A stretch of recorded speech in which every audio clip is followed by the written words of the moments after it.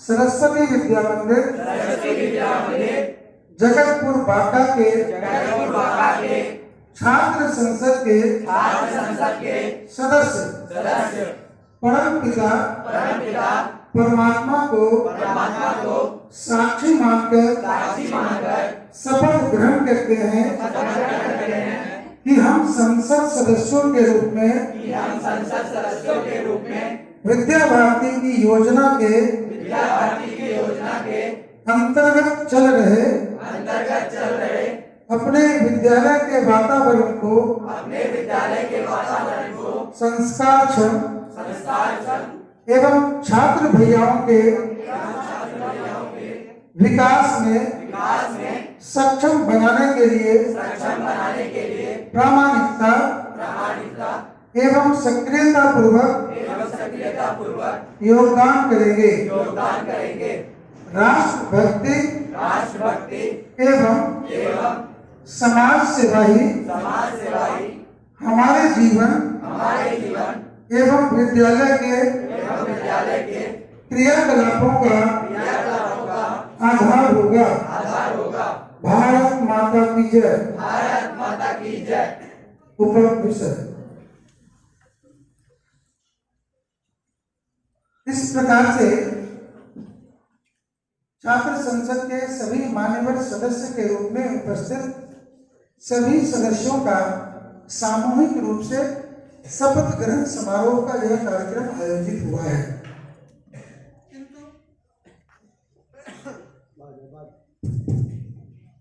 विद्यालय कार्य के सफल मंत्री के रूप में नियुक्त किया है।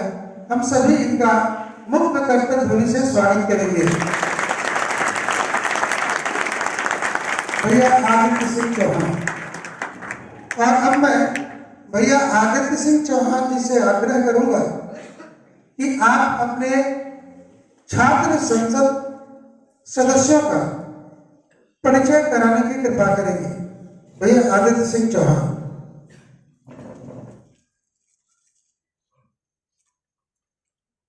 मंच की दाईं तरफ हमारे परिषद के मंत्री बैठे हुए हैं और ठीक मंच की बाईं तरफ हमारे विभाग के मंत्री बैठे हुए हैं। सर्वप्रथम विज्ञान परिषद के मंत्री आप हैं निखिलेश निशान। उसके बाद हमारे गणित परिषद के मंत्री आप हैं भैया ओमराज। उसके बाद संस्कृत परिषद के मंत्री आप हैं बहन सांभवी आर्या। अंग्रेजी परिषद की मंत्री आप हैं बहन अपर्णा कुमारी। इसके बाद हमारे परिषद में खेल परिषद के मंत्री हैं भैया अनिमेश और संगणक परिषद के मंत्री हैं भैया अभिनव राज और नैतिक एवं आध्यात्मिक परिषद के मंत्री हैं आनंद कुमार। विभाग में सर्वप्रथम वंदना विभाग के मंत्री हैं भैया ऋषि सिंह। नमस्ते। स्वच्छता विभाग आप हैं नमस्ते।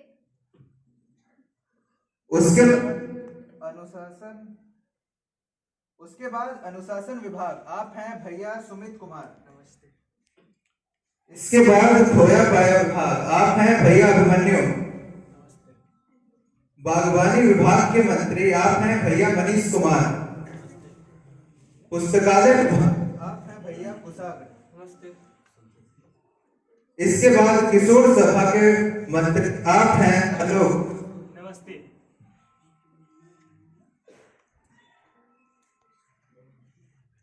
के सक्रिय सदस्य में मंच के ठीक सामने बैठे हुए बच्चों का नाम है अंशिका।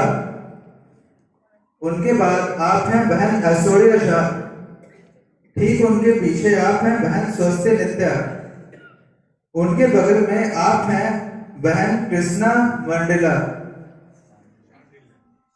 उसके ठीक पीछे आप हैं बहन भाव्या और उनके ठीक बाईं ओर आप हैं भैया पीयूष कुमार। अपने छात्र मंत्रिमंडल का गठन किया जा चुका है। अब मैं माननीय अध्यक्ष महोदय से अनुमति चाहूंगा कि यदि आपकी अनुमति हो तो माननीय प्रधानमंत्री जी के शपथ ग्रहण का कार्यक्रम पूर्ण किया जाए। जी कराया जाए।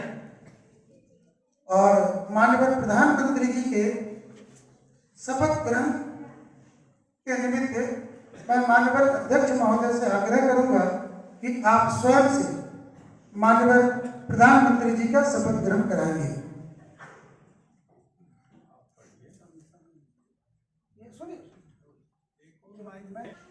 मैं आदित्य सिंह चौहान ईश्वर को साक्षी मानकर यह शपथ ग्रहण करता हूं कि प्रधानमंत्री के रूप में मैं छात्र मंत्रिमंडल को साथ लेकर विद्या भारती की संकल्पना के अनुरूप अपने विद्यालय को आदर्श स्वरूप प्रदान कर समर्पण भाव से प्रयत्नशील रहूंगा तथा छात्र मंत्रिमंडल का आंतरिक चर्चा को गोपनीयता को प्रामाणिकता से बनाए रखूंगा। भारत माता की जय। हस्ताक्षर यहाँ कर रहे हैं। बारी है कि यहाँ उपस्थित जितने भी मंत्री हैं उनके शपथ ग्रहण की। सामान्य रूप से मंत्रियों का शपथ व्यक्तिगत रूप से जैसे प्रधानमंत्री जी ने लिया है ठीक उसी प्रकार से लिया जाना चाहिए, किंतु यदि इसको कराते हैं तो भी इसमें लंबा समय लग जाएगा। इसलिए मैं चाहूँगा कि सभी उपस्थित मंत्री एक साथ खड़े हो जाएंगे और यहाँ से माननीय अध्यक्ष महोदय के द्वारा जो शपथ ग्रहण कराया जाएगा एक पंक्ति ये बोलेंगे, जैसा जैसा ये बोलेंगे आप सभी दोहराएंगे, किंतु आपका हाथ सामने की ओर होगा। जब माननीय अध्यक्ष महोदय मैं कहेंगे तो आप सभी मैं के साथ अपना नाम जोड़कर बोलेंगे। जैसे मैं बोलूँगा मैं अमरेश कुमार, आप सभी उसी तरह से अपना अपना नाम जोड़कर फिर उसके बाद आगे बोलेंगे। मैं माननीय अध्यक्ष महोदय से अनुमति चाहता हूं, यदि आपकी अनुमति हो तो सभी उपस्थित माननीय मंत्रियों का शपथ ग्रहण करवाया जाए। जी करवाया जाए। मैं माननीय अध्यक्ष महोदय से आग्रह करूंगा कि आप स्वयं के माध्यम से ही उपस्थित इन सभी मंत्रियों का शपथ ग्रहण कराने की कृपा करेंगे। माननीय अध्यक्ष महोदय। मैं ऋषि सिंह छात्र मंत्रिमंडल के मंत्री के रूप में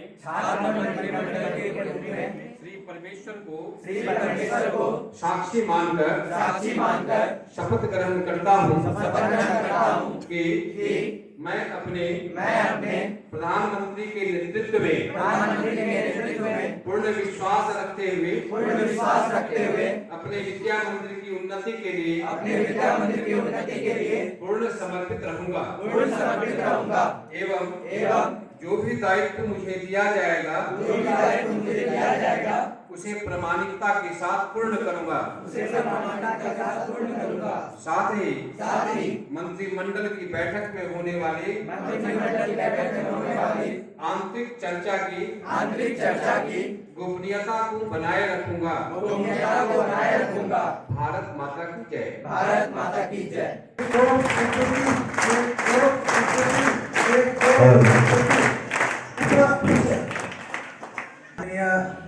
अध्यक्ष महोदय से मेरा अनुरोध होगा कि आप मुझे अपने विषय रखने की अनुमति प्रदान करें। सर्वप्रथम हम देखते हैं कि हमारे विद्यालय के बच्चों को ट्यूशन की जरूरत पड़ती है। इसका सीधा सा ये मतलब है कि वो विद्यालय की पढ़ाई से संतुष्ट नहीं है। तो आने वाले समय में हमारा मुख्य विषय ये रहेगा कि हम विद्यालय में एक ट्यूशन फ्री गवर्नमेंट क्रिएट करें ताकि विद्यार्थियों को अलग से ट्यूशन फीस पर पैसे नहीं खर्च करना पड़े और जो कुछ उन्हें चाहिए वो उन्हें विद्यालय से प्राप्त हो। अगला विषय हमारा है कि पुस्तकालय के टाइम को विद्यालय में पढ़ाया जाएगा ताकि जो हमारे बच्चे हैं वो स्वाध्याय करने के लिए पुस्तकालय के विभिन्न किताबों का प्रयोग कर सके और अपने आप को सफलता के रास्ते पर और आगे बढ़ा पाए। अगला विषय हमारा है कि कक्षा 9वीं से लेकर 12वीं तक के बच्चों को विद्यालय में प्रयोगशाला प्रयोग में लाने की अनुमति होती है। अगर यह अनुमति कक्षा 6 से 12 के बच्चों को भी दी जाए तो उनका कौशल विकास होगा। धन्यवाद। प्रधानमंत्री महोदय ने अपना विषय रखा है। मैं यहाँ उपस्थित सक्रिय सदस्य और अन्य सदस्यों से आग्रह करूंगा कि यदि आप इस विषय पर चर्चा करना चाहते हैं कि इन विषयों का क्रियान्वयन कैसे अपने विद्यालय में होगा, तो आपके प्रश्न आमंत्रित हैं। अध्यक्ष महोदय के द्वारा प्रधानमंत्री जी को यह प्रश्न करना चाहती हूँ कि ऐसी क्या समस्या आ रही है विद्यालय में, ताकि जो बच्चे हैं वो ट्यूशन के लिए मजबूर हो रहे हैं और वो ट्यूशन जा रहे हैं। आपने हमें ये बताया कि आप आगे क्या करेंगे, पर अभी आप उसके लिए क्या कर रहे हैं, आप ये बताइए। विद्यालय में विभिन्न क्लासेस चलती है, तो बच्चों के पास ये फाउंडेशन होता है कि उन्हें इस क्लास में ही अपने शिक्षक से कुछ प्रश्न करना है। मगर कुछ बच्चों को लगता है कि अगर वो पूछेंगे तो दूसरे बच्चे क्या सोचेंगे, इस भावना के कारण उन्हें ट्यूशन लेना पड़ता है। बट अगर हम स्कूल में ही उनके लिए कुछ स्पेशल क्लास अरेंज करें तो उन्हें ट्यूशन की आवश्यकता नहीं पड़ेगी। ये हमारा करंट स्टेटस है कि क्लास में सबके सामने बच्चे पूछने में हिचकिचाते हैं, इस कारण उन्हें ट्यूशन की आवश्यकता पड़ रही है। मगर अगर स्पेशल क्लास अरेंज होता है तो उनको इसकी आवश्यकता नहीं पड़ेगी। मैंने अपना दृष्टिकोण रखा है। मान्यवर सदस्यों के द्वारा पूछे गए प्रश्नों के ऊपर भी इनकी प्रतिक्रिया आई है।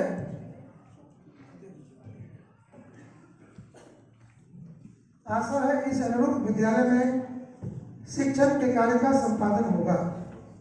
किंतु आज के इस बैठक में एक जो सबसे मुख्य विषय चर्चा के लिए प्रस्ताव के रूप में लाया गया है, मैं माननीय अध्यक्ष महोदय से अनुमति चाहूंगा, यदि आपकी अनुमति हो तो इन विषयों को चर्चा के लिए सदन के सामने रखा जाए।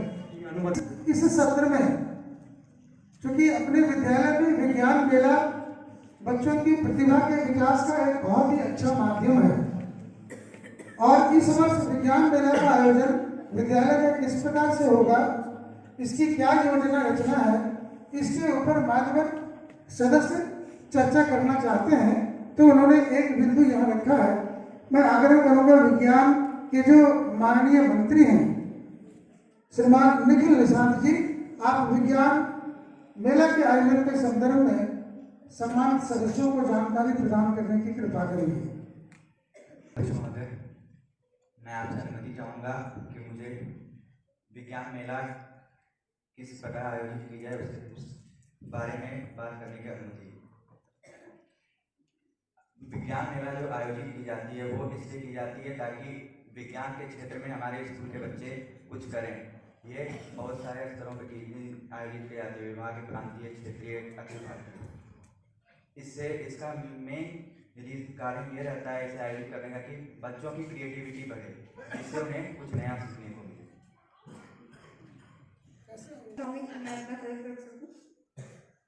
आपका कहना है कि विज्ञान मेला से हमें क्रिएटिविटी मिलती है, पर जो बच्चे विज्ञान मेला में लेते हैं उसके कारण उनका काफ़ी सारा पढ़ाई मिस हो जाता है। तो विज्ञान मेला के बच्चों के लिए हमें अलग से वर्कशॉप रखना चाहिए, क्योंकि उनकी पढ़ाई मिस होने के कारण उनका रिजल्ट भी खराब होता है। इससे अलग क्लास अरेंज हो रही है तो उसमें बच्चे उस पढ़ाई के बारे में जान सकते हैं जो सिलेबस उनका छूटा हुआ है। के अंदर स्वच्छता की स्थिति को लेकर चर्चा होनी चाहिए और इसकी बेहतरी के बारे में हम सबों को सोचना चाहिए। तो इस विभाग की जो मंत्री हैं बहन अनुष्का कुमारी जी, उनसे आग्रह होगा कि विद्यालय की स्वच्छता के संदर्भ में आपके द्वारा किए जा रहे प्रयास और अन्य गतिविधियों की जानकारी देने की कृपा करेंगे इस सदन को। बहन अनुष्का कुमारी। मतलब की क्लास में फेंकते, डस्टबिन में नहीं फेंकते, तो हम ऐसा कर सकते उसे डस्टबिन में फेंके। और फिर क्या करता है, जैसे कि और पानी खत्म नल खुले छोड़ दे, उसको नल बंद करे और फिर क्लास में ऐसे फेंक दे, तो डस्टबिन नहीं फेंकते। और घर में साफ करे, पर स्वच्छता मतलब होता है खुद को साफ रखना। बस मैं इतना ही कहना चाहूँगी।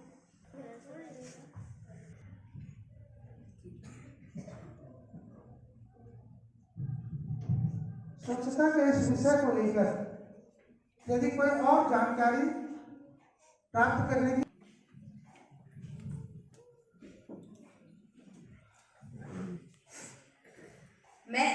बाद अपने उत्तर को स्पष्ट करें।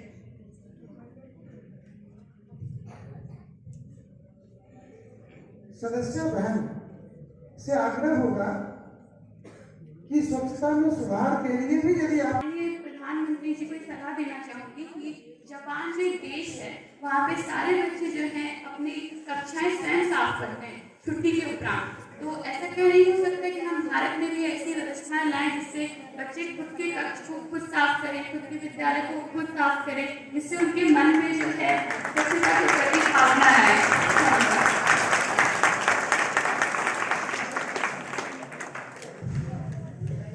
स्वच्छता विभाग के मंत्री माननीय विद्यालय में क्रियान्वित किया जाए तो इसके लिए आप क्या क्या साधन उपलब्ध करवा सकती हैं?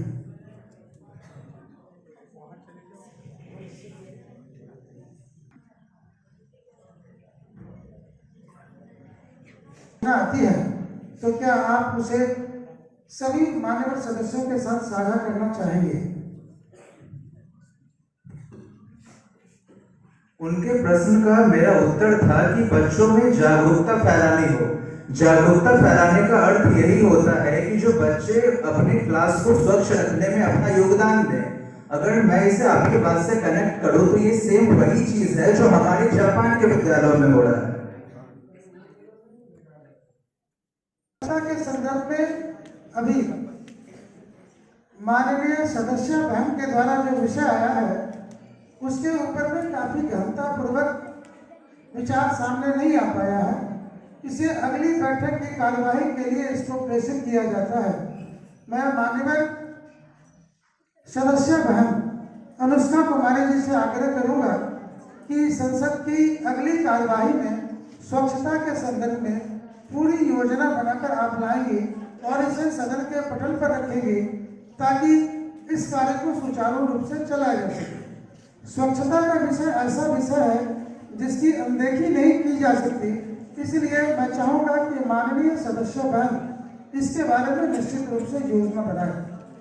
साथ ही मैं इस बात की भी अपेक्षा करूँगा कि आप इसके लिए क्या प्रस्तावित बजट होगा वह आप बजट भी बनाकर लाएंगी ताकि उसे इस संसद के सामने प्रस्तुत किया जा सके बजट की स्वीकृति के लिए और उस बजट की स्वीकृति के उपरांत स्वच्छता के कार्य को और गति प्रदान किया जा सकेगा। माननीय अध्यक्ष महोदय, आज जो कुछ एक प्रस्ताव आए हैं उनमें से एक और प्रस्ताव बड़ा ही महत्वपूर्ण है जो विद्यालय में पढ़ने वाले प्रत्येक भैया बहन के भाव से जुड़ा हुआ विषय है। यदि आपकी अनुमति हो तो उस विषय को मैं यहाँ रखना चाहूँगा। ये अनुमति है। जो अगला विषय है विद्यालय के प्रत्येक भैया बहन से जुड़ा हुआ विषय है वह है खेल। खेल एक ऐसा विषय है जिसमें प्रत्येक भैया बहनों की गहरी अभिरुचि होती है और प्रत्येक भैया बहन इस बात की जानकारी प्राप्त करना चाहते हैं कि इस वर्ष विद्यालय में खेल दिवस का आयोजन किस रूप में मनाया जाएगा, किस प्रकार के कार्यक्रम होंगे, खेल के कौन कौन से इवेंट को उसमें शामिल किया जाएगा और उसमें किस स्तर तक के भैया बहनों को भाग लेने का अवसर मिलेगा, इसकी तिथि संभावित तिथि क्या होगी, तो इसके बारे में उपस्थित सभी माननीय सदस्य जानकारी प्राप्त करना चाहते हैं। मैं आग्रह करूंगा अपने खेल विभाग के मंत्री भैया अनिमेश जी से कृपया खेल दिवस की तैयारी के बारे में उपस्थित सभी मान्यवर सदस्यों को अवगत कराने की कृपा करेंगे। विद्यार्थी पढ़ते हैं तो वो उनको किसी न किसी खेल में रुचि जरूर होती है, चाहे वो किसी भी खेल में हो, चाहे वो क्रिकेट हो, फुटबॉल हो या कुछ भी जो आप लोग अच्छी तरीके से खेलते हो। तो जब खेल दिवस होता है तो उसमें बहुत सारे तरीके के खेल कराए जाते हैं, जैसे कि एथलेटिक्स, कुछ दौड़ होते हैं, कुछ बैडमिंटन होते हैं, टेबल टेनिस होते हैं। तो जैसे जैसे जो बच्चों की रुचि होती है तो उस बच्चों के हिसाब से उनको खेल कराया जाए और उनके बारे में उनको जानकारी दी जाए कि वो किस तरह से आगे खेल को बढ़ाए और खेल की दुनिया में आगे। कहना है कि खेल में हर बच्चे को रुचि होता है, लेकिन हमारे विद्यालय में मैंने देखा है कि जो बच्चे हर साल जाते हैं वही बार बार दोहराए जाते हैं, वही हमेशा जाते हैं। उनका कहना है कि जो बच्चे अच्छे हैं बस वही जाएंगे, जो कभी नहीं गए हैं वो ले ही नहीं सकते। ऐसा क्यों?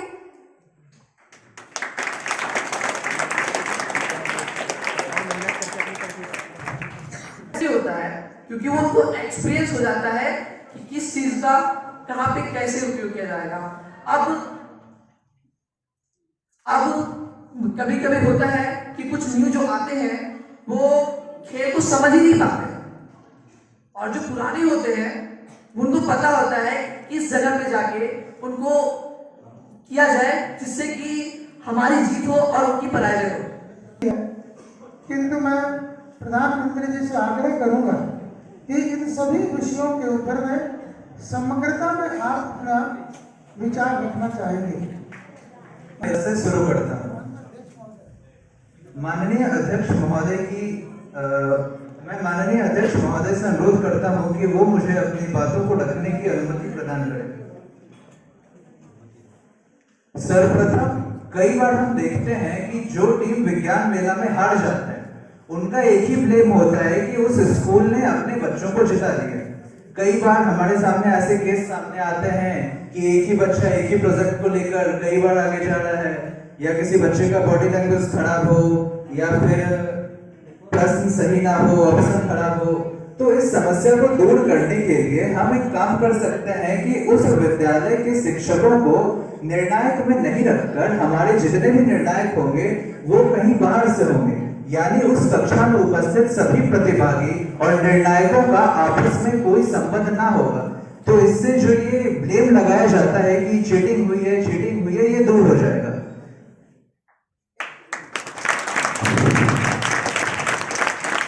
खेल के क्षेत्र में बच्चों को मौका नहीं मिलता है, तो उन्हें मैं बताना चाहूंगा कि हमारे विद्यालय में ये व्यवस्था है कि कोई भी बच्चा शिक्षक के पास आकर अपना नाम लिखवा सकता है और वो शिक्षक उन्हें किसी भी स्थिति में मना नहीं करेंगे। अगर वो बच्चा पहले से जा रहे बच्चे को हराने में सफल है तो वो आगे की कार्यक्रम में शामिल होगा। ऐसा कहीं नहीं लिखा है कि वो बच्चा आगे की कार्यक्रम में शामिल नहीं हो सकता है। मैं माननीय अध्यक्ष महोदय से आग्रह करूंगा कि अपना अध्यक्षीय आशीर्वचन हम सबों को प्रदान करने की कृपा करेंगे। माननीय अध्यक्ष महोदय।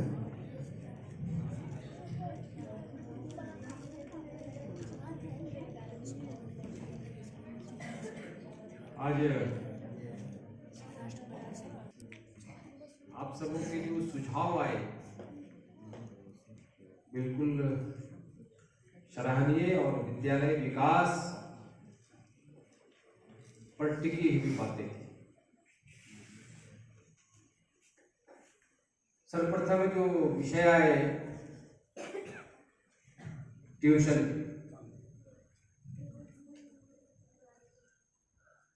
उसमें सहजता से हम कार्य कर सकते हैं, ट्यूशन की आवश्यकता नहीं पड़ी।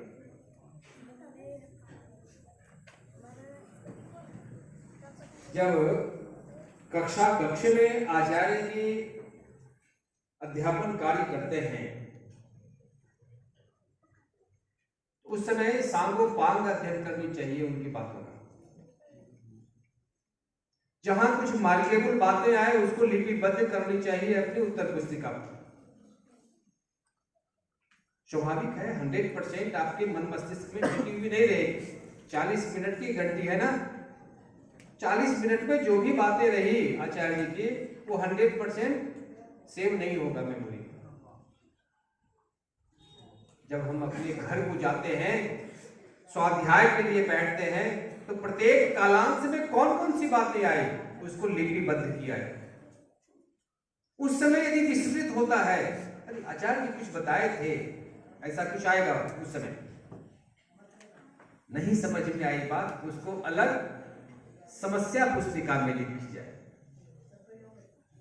और जब दूसरे दिन नेक्स्ट डे यदि हम कक्ष में आते हैं तो कक्षा में यदि अवसर मिल गया पूछने को तो ठीक है, नहीं तो मध्याभ्यास में या प्रारंभ जब हम प्रवेश करते हैं उस समय आचार्य जी यदि फ्री हो या अवकाश के उपरांत उस प्रश्नों का समाधान हम आचार्य जी से करते हैं।